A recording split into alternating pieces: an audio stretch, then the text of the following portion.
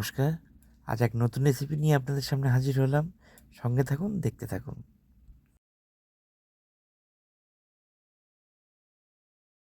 এখানে আমরা নিয়েছি আমুলের মালাই পনির, আর করলা, কাঁকরোল, আলু, টমেটো এবং লঙ্কা। এখন আমি সর্ষের তেলটা দিয়ে নিচ্ছি। আমি পনির দিয়ে নিচ্ছি।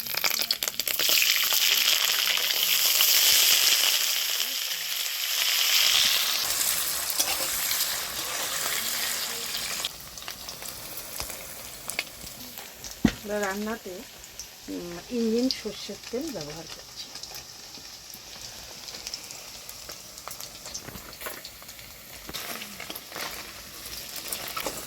পনিরগুলো লাল লাল করে ভেজে নিলাম।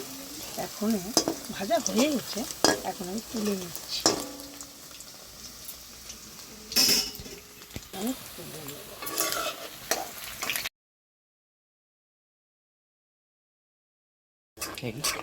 এখন আমি করলা, কাঁকরোল ও আলু একসঙ্গে ভেজে নেব।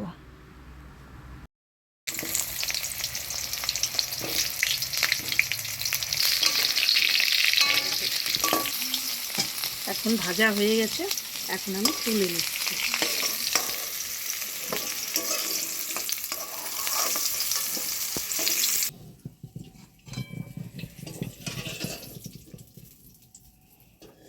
এখন আমি পোস্তটা দিয়ে নিচ্ছি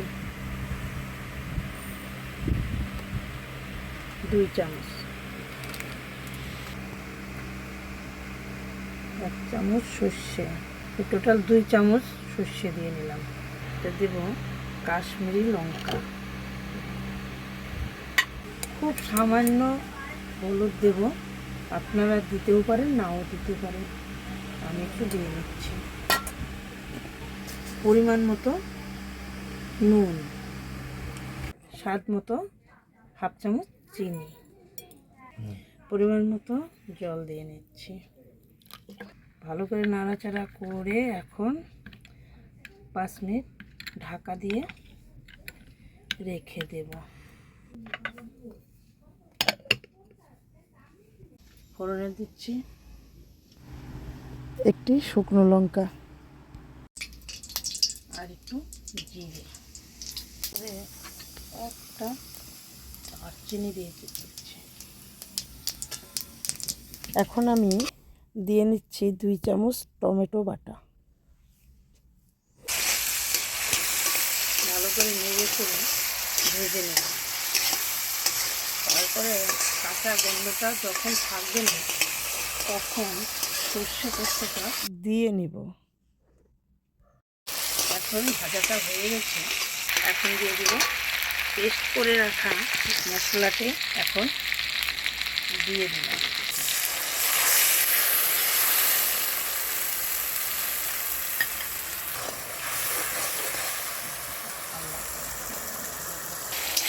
এখন মশলাটা ভাজা হয়ে গেছে, এখন আমি আলুগুলো দিয়ে নিচ্ছি।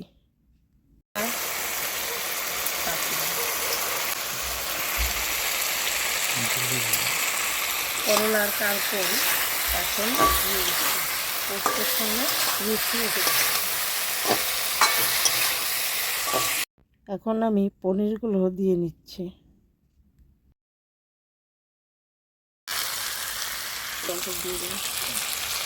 এখন আমি পরিমাণ মতো জলটা দিয়ে দিচ্ছি।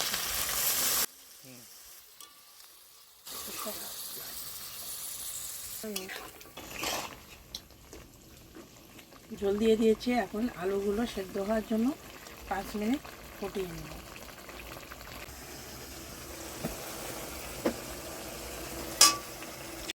নমস্কার।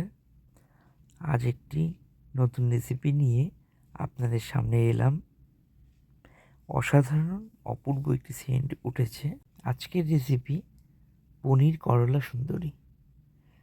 অসাধারণ হয়েছে। এতে রয়েছে পনির, আলু, করলা এবং কাঁকরোল দিয়ে এটা করেছে মা। আপনারা অবশ্যই এই রেসিপিটি বাড়িতে তৈরি করবেন এবং কমেন্টে জানাবেন কতটা সুস্বাদু হয়েছে। আমি এই করলা ঠিক কেমন হয়েছে আপনাদের জানাচ্ছি।